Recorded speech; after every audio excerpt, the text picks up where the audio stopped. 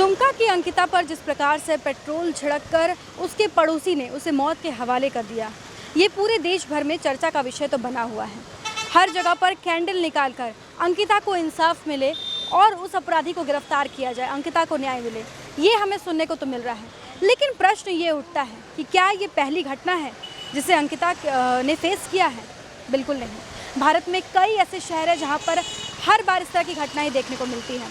अगर हम धनबाद की बात करें तो धनबाद में करीब 12 साल पहले यानी कि 2010 में एक परिवार में उसी परिवार के दामाद ने एक रूम में इसी तरीके से पेट्रोल छिड़ककर 3 बहनों को बुरी तरीके से जला दिया था और स्थिति ऐसी थी कि ऑन स्पॉट उन सभी की मौत हो गई थी। जी हाँ, ये घटना कहीं और की नहीं बल्कि धनबाद की है। हालांकि हम आपको ये भी बता दें कि लगातार इस तरह की जब घटनाएं होती हैं, कुछ ना कुछ सरकारों के द्वारा ऐप लॉन्च किया जाता है। झारखंड में रघुवर सरकार के द्वारा शक्ति ऐप लॉन्च किया गया था, जिसमें महिला को अगर किसी भी तरीके से कोई परेशानी हो तो उसके एक क्लिक से वो सभी इन्फॉर्मेशन नज़दीकी पुलिस केंद्र, पुलिस स्टेशन पर पहुंच जाए।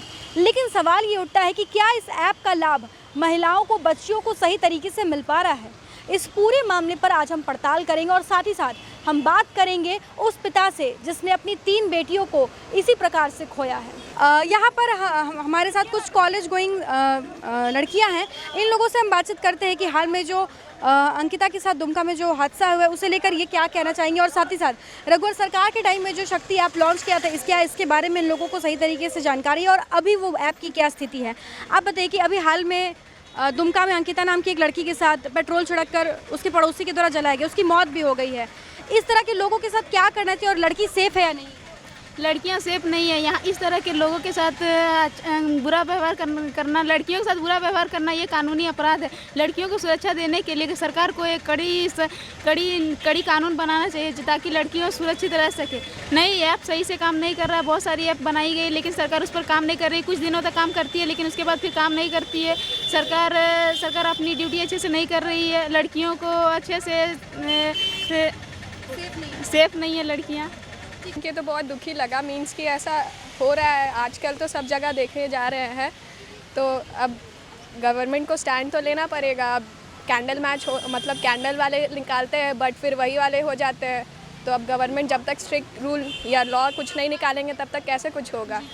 जब रघुवर सरकार थी तो एक शक्ति ऐप को लॉन्च किया गया था। शक्ति ऐप को लॉन्च किया गया था। उस ऐप के बारे में क्या जानते हैं आप? कितना एक्टिव है वो ऐप? क्या वो लड़कियों को बचाने में हेल्पफुल रहा? ऐसे ही जैसे कोई भी गवर्नमेंट अगर स्कीम निकालते हैं तो वैसे ही कुछ दिन उसका अफवाह चलता है, फिर वही दब जाते हैं। तो लोग जब तक स्टैंड नहीं लेंगे तब तक कुछ कैसे हो सकता है? ये सुनकर तो बहुत ही बुरा लग रहा है क्योंकि आजकल जो है लड़कियों पर बहुत ज़्यादा ही अत्याचार हो रहा है। कहीं भी देख लीजिए, और जो लड़के हो रहे हैं वो अभी आपको जैसे उस केस में देखा गया है, वो लड़का क्या किया, लड़की के साथ इतना सारा कुछ कर दिया। उसे पता है इस बात का कि वो जेल जाएगा और अगले दिन वो निकल जाएगा, क्योंकि कोई भी जो है लड़के होते हैं वो क्या सोचते हैं, उन्हें 2 पैसे दे देंगे पुलिस को, वो नॉर्मली हमें छोड़ देंगे। ज़्यादा से ज़्यादा वो अपने पापा पे है, वो भी क्या करते हैं, पैसे देंगे और उसको उस लड़के को बचा देंगे। बट फंसती तो वो लड़कियां है ना। आज तो वो लड़की मर गई, अब उसका क्या होगा? इसलिए अभी कुछ दिनों पहले रघुवर सरकार के द्वारा एक शक्ति ऐप को लॉन्च किया गया था। उस ऐप के बारे में क्या जानकारी है आपको? क्या लगता है किस तरह के ऐप से महिला अपने आप को सुरक्षित महसूस कर सकती है? नहीं, मेरे को लगता है ना, जब तक इंडिविजुअली हर कोई मतलब परफॉर्म नहीं करेगा। ऐप है, आप जानते हैं, क्योंकि मेरे पास फ़ोन है तो मैं जानती हूँ। यहाँ बहुत सारे लड़कियाँ हैं जिनके पास फ़ोन नहीं होती है, तो बोलते हैं ना कि आपको थोड़ा और मतलब क्या बोलते हैं, एक्टिव होना पड़ेगा सरकार को इसके लिए। अपराधियों को सज़ा मिले तभी डर रहेगा। हाँ, देखिए, हम यही बोलना चाहेंगे कि ये बात बिल्कुल सही है कि अभी लड़कियां सेफ़ नहीं है, पर सबसे पहले खुद का सेफ्टी खुद को रखना चाहिए और लड़कियों को भी सब चीज़ सिखाना चाहिए मेरे हिसाब से। अभी जैसे मान लीजिए बॉक्सिंग वगैरह, टोटल मतलब खुद का सेफ्टी के लिए एक कोर्स ऐड होना चाहिए पढ़ाई में भी, ताकि वो एक्स्ट्रा करिकुलर से वो बचपन से कुछ सीख सकें, एक्टिव रहें और दूसरों का सामना करने के लिए रेडी रहें।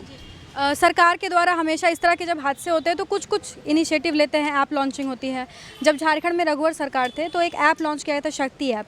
उस ऐप के बारे में क्या जानकारी, क्या लगता है किस तरह के ऐप से क्या महिला जो लड़कियां वो सेफ रह पाएंगी? देखिए, ऐप तो बहुत कुछ लागू हो जा रहा है लेकिन वो पहुंच नहीं पा रहा है सब तक।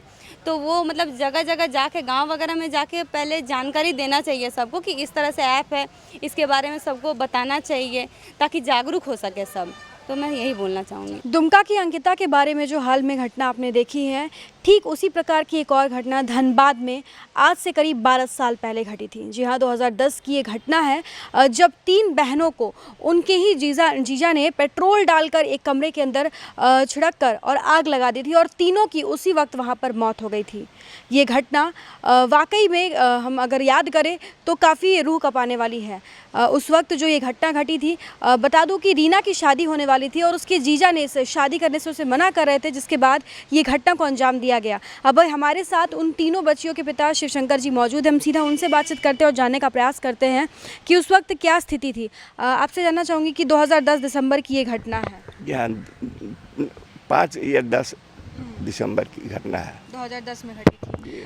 क्या वजह थी कि इस तरह की घटना को अंजाम दिया गया? आपके दामाद ने ही इस घटना को अंजाम दिया? वो ज़बरदस्ती शादी करना चाह रहा था, तो कहीं एक हमारा बेटी उसके पास है और दूसरा को हम शादी करनी इसी नहीं कही गए, इसीलिए चंडीगढ़ से करके ऐसा किया।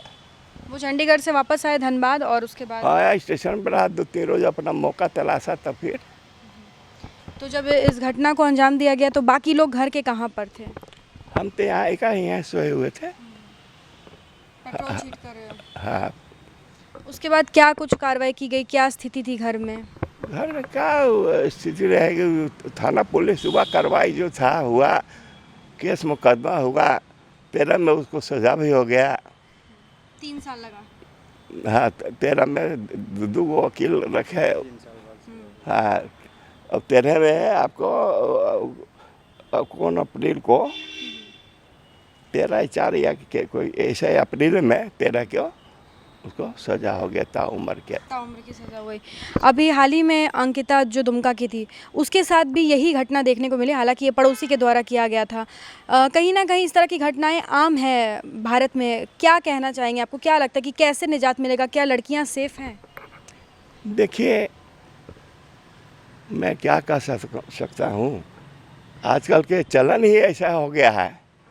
एक माने तो ठीक है, नहीं माने तो बस जबरदस्ती करो। ऐसा नहीं होना चाहिए। ऐसा बहुत ख़राब चीज़ है, अन्याय है, पाप है।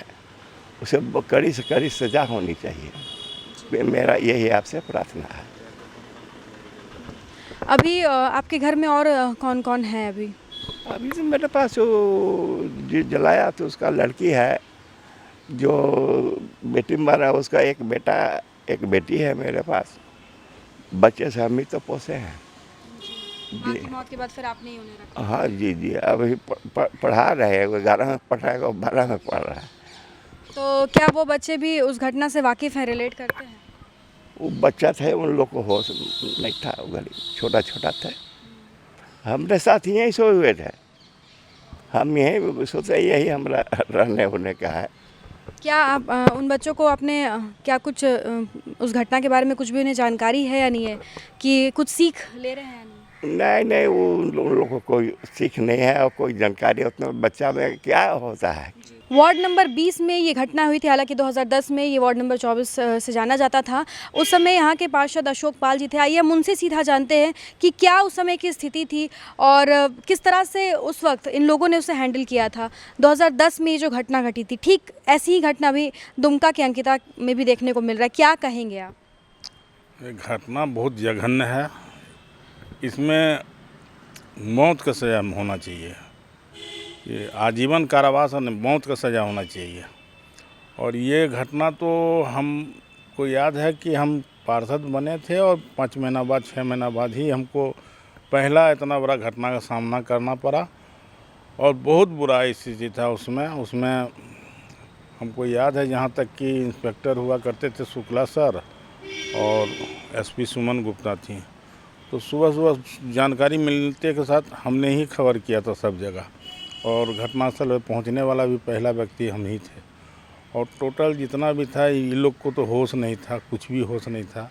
क्या कितना बड़ा घटना, मामूली घटना नहीं था। एक घर में 3 बच्ची, 2 शादीशुदा थी, उसके बच्चे थे, एक कुमारी जिसकी शादी होने वाली थी दिसंबर महीने में, और सबका तैयारी ये लोग कर रहे थे और इतना बड़ा घटना हो गया।